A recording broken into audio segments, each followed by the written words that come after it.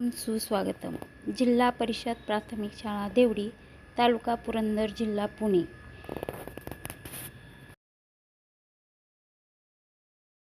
इयत्ता 5वी, विषय मराठी, भाग 3, पाठ क्रमांक 18, कारागिरी. या पाठाच्या लेखिका डॉक्टर सरोजिनी बाबर यांचा जन्म महाराष्ट्रातील सांगली जिल्ह्यातील बागणी गावी झाला. त्यांनी MA PhD ही पदवी मिळवली. लोकसाहित्याचे संकलन, संपादन, संशोधन, संस्कृतीचा ठेवा महाराष्ट्राला उपलब्ध करून दिला आहे. या पाठात कुंभार हा मातीच्या विविध वस्तू बनवताना आपणास दिसून येत आहे. तसेच सुतार हा लाकडी खेळणी बनवतानाचा उल्लेख या पाठामध्ये केलेला दिसून येतो. तसेच शिंपी हा कपडे शिवतानाचा उल्लेख या पाठामध्ये दिसून येतो. प्रौढ समाजाचा टोपली विकतानाही उल्लेख केलेला. या पाठाचा थोडक्यात परिचय पाहूया. डॉक्टर सरोजिनी बाबर यांनी या पाठात गावाच्या संस्कृतीमध्ये सुतार, कुंभार, शिंपी यांच्या कारागिरीतून निर्माण झालेल्या उपयोगाच्या वस्तूचे खुमासदार वर्णन या पाठात केले आहे. तर चला पाठाला सुरुवात करूया.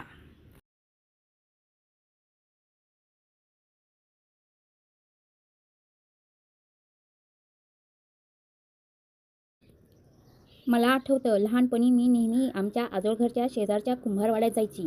तिथं एका फिरत्या चाकावर मातीचा गोळा ठेवला की कुंभाराच्या हाताच्या सपळाईनं लहान मोठी मातीची भांडी तयार व्हायची. फार गंमत वाटायची बघताना. आजोळघर म्हणजे आजी आजोबांचं किंवा मामाचं घर.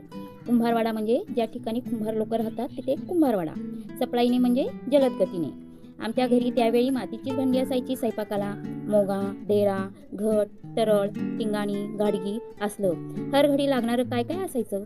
शेगड्या, चुली पण मातीच्याच बनायच्या. खेळायला बंडुकली, पुजायला बैल आणि गणपती मुखवटे, नक्षीची कमान असलं बरंचसं तिथे तयार व्हायचं. स्वयंपाकाला म्हणजे स्वयंपाकाला, हरघडी म्हणजे प्रत्येक वेळी, बंडुकली म्हणजे मातीचा छोटासा तांब्या.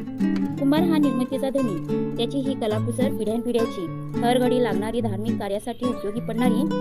आमच्या घरी आजी आजोबांचा हात या कामी थोडाफार बसलेला. नागपंचमीला ते चिखलाचा नाग तयार करून ताटलीत मांडायचे. बेंद्राला बैल तयार करून फळकुटावर ठेवायची. लई गंमत.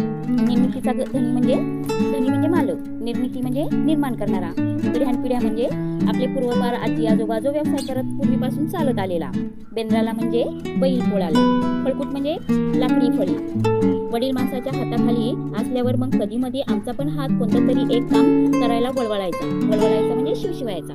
आमच्या शेजारी जिंगराचं घर. तिथं पातळ गुलाबी रंगीत चुरमुऱ्या कागदात गुंडाळलेली सोनेरी नक्षीतला आणि जिंगानं चकचकलेल्या शेंडीचा नारळ तयार झाली की बघताना तहानभूक हरपून जायची. लाकडी चौकोनातल्या काड्यांनी जुळवलेली दारावरची झगमगती तोरणं आणि लग्नातल्या वरातीतल्या नक्षत्रमाला पाहिल्या म्हणजे तासनतास बघत राहावंसं वाटायचं. जिंगराचा मामा लय कसबी माणूस. पाळण्यावरच्या खेळण्यासाठी रागुमाईना तर अशा करायचा की खऱ्या खोट्यातली फसगत व्हावी. खेळण्यावर चमचमणाऱ्या चंद्रचांदण्याची शोभा तर अशी भुलवणारी की काय सांगावं. रागुमाईना म्हणजे पोपट साळुंकी, भुलवणी म्हणजे फसवणे. खेळणी तयार करताना बुरुडाघरच्या कामट्या आणाव्या लागायच्या. त्या निमित्तानं बुरुड गल्लीला गेले की तिथल्या रवळ्या, सुपं, करंड्या, चाळण्या, परड्या, टोपल्या, पेट्या, पाळणी, चटया, खुर्च्या, टेबलं बघण्याजोगी असायची. कारागिरीची लई किमया.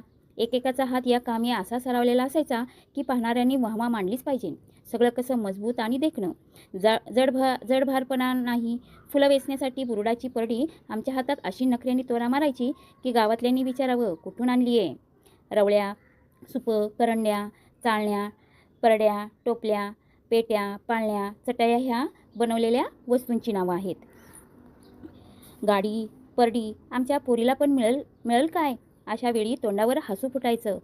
ऐटी मिरवावी वाटायची. आयटीवरून निघालं म्हणून सांगते आमच्या थोरल्या काकूला रांगोळी काढायचा दांडगा नाद. टिपक्याच्या तऱ्हेतऱ्हेच्या रांगोळ्या अंगणात ती अशी काढायची की त्या भुई फुलांना बघून उभ्या गावाला हेवा करावा. हेवा करणे म्हणजे मत्सर वाटणे. ऐटी मिरवणे म्हणजे रुबाब दाखवणे. आम्ही मुली तिच्या हाताखाली शेणानं सारवायचं काम आमच्याकडं. ती सांगल त्या रीतीने आम्ही टिपक्या मांडायचो आणि मग तिच्या चिमटीतल्या शिरवळ्याच्या पिठाची धार अशी गिरवायची तिच्या हाताभर हुकमी की पाहणाऱ्याने तोंडात बोट घातलंच पाहिजे.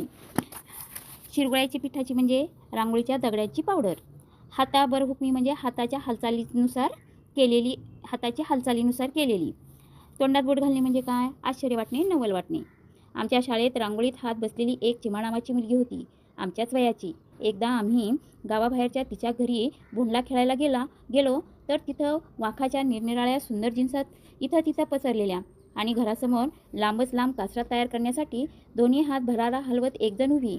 लाकडाच्या मुठींना अडकवलेली वाखाचा कच्चा धागा हिच्या हाताच्या अस्सल गिरक्यांसरशी पीळ धारण करायचा आणि मग त्या टोकाला बसलेला माणूस हा पीळ एकात एक गुंफीत झक्कासपैकी दोरखंड तयार करायचा.